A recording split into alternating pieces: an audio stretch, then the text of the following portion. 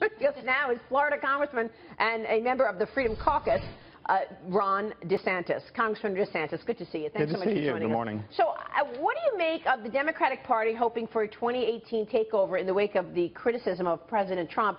What Hillary Clinton just said was that the Republicans take party over country.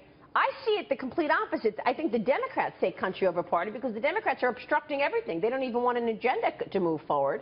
Yeah, I mean, I look around at my colleagues. I mean, we have a lot of people, including me, who've served in Iraq, and others have served in Afghanistan. I mean, so these are people that have already served their country. So I find it actually offensive for someone like Hillary, who's really served herself, to be making those type of statements. But I think their agenda is basically anti-Trump, anti-Trump. They want to take the House in order to impeach Trump. I mean, that's really what their base wants.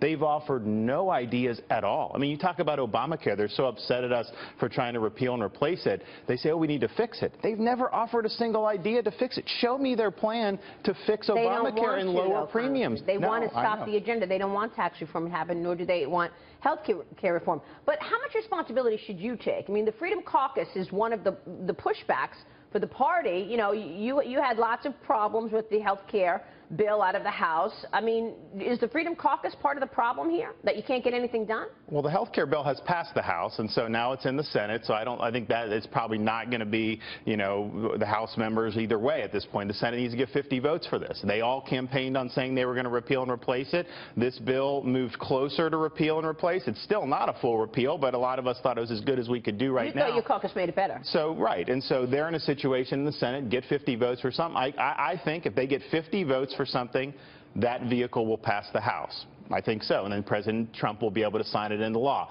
So that's in their court now. I wish this would have happened earlier. I think it would have been good to have finished it. We are where we are. And then you can do the next budget for the tax reform instructions and move on from there.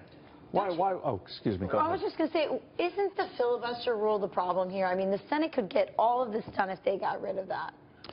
Yeah, I mean, there's different views on, I mean, what would we be able to stop if the Dems want to do single payer or something? So I think there's just different views. I would say this, though.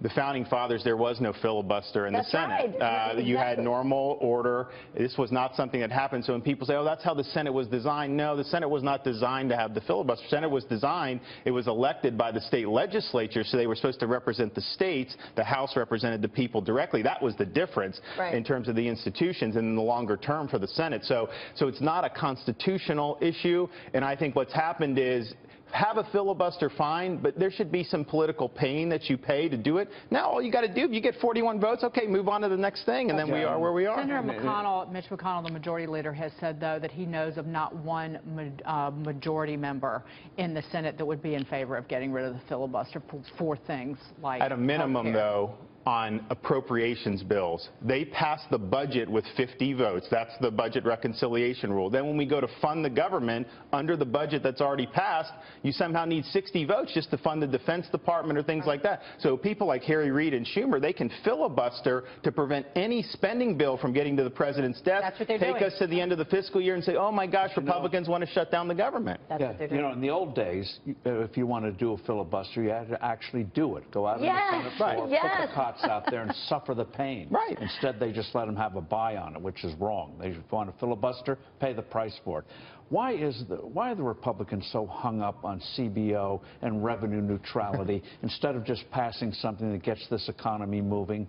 I agree. I think we get the policy right. If you get the policy right, the rest of the things will take care of itself. And don't forget, people say, oh, if you cut taxes, you're going to increase the debt. No, the spending increases the debt. There's nothing preventing us from pairing tax reductions with spending restraint. No one in Washington really wants to talk about that, including some Republicans. CBO's numbers are usually wrong anyways. That's not even a knock on them. You can't predict 10 years in the future. Daily horoscope is better than the CBO. So don't get hung up in trying to please these scorekeepers. Do what's best for the economy and for economic growth. Does that mean you're opposed to this crazy border adjustment tax, 20%? I am. I mean, I think on policy it's bad. But even more importantly, I think it will sink tax reform if it's in there. You will not get the votes, and we have to deliver on health care. We have to deliver on taxes. We are delivering on regulations, and we got to do more there. But if we hit the trifecta on that, then you go into this midterms, you have Hillary Clinton saying, give the Democrats power. We're going to be able to say we delivered. If you want to win in 2018, you better make those tax cuts retroactive. Exactly. Assuming you get them done No, this you have year. to make them retroactive Well, to the beginning of the year. If people don't start feeling them until No, I agree. 2019 for the 2018 Yeah. tax year, but y'all are going to lose.